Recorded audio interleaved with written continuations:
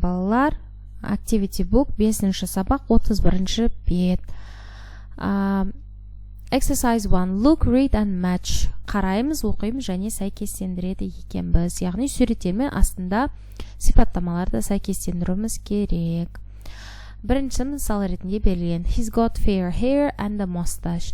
Оның жаңағы шашы ашық түс және мұрты бар. Бұл бізде C суретіндегі бала.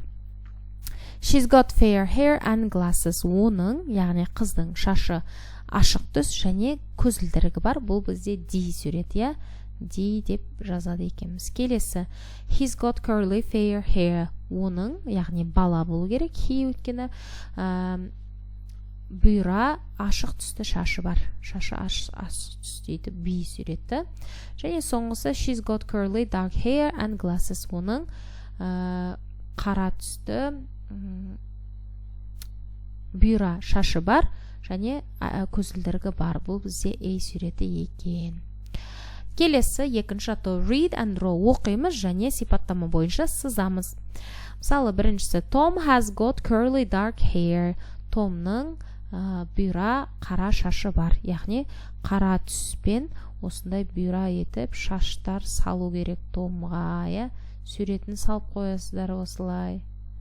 Осылай етіп саласыздар әдемілеп. Мен компьютерді салғасын кішкене мен әдемі емес шығадыр. Сіздер әдемі етіп салып қойыңыздар. Келесі he's got a mustache and a beard. Мұрты мен сақалы бар дейді. Яғни мына жерге осылай мұрт сызасыздар.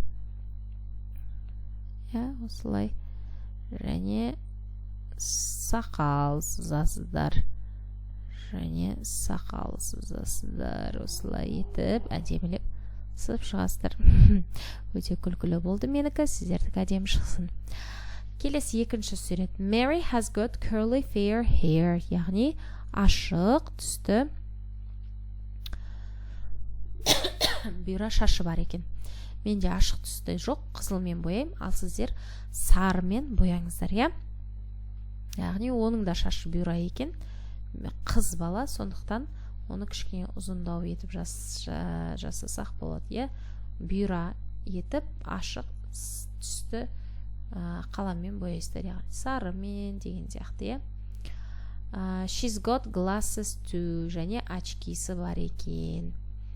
Яғни осындай көзілдірігі бар екен. Осылай етіп көзілдірік сызып қоясыздар. Осылай етіп көзілдірік сызып қою керек. Осымен бұл беттің тапсырмалар орындадық. Өте сондай көңілді тапсырма екен.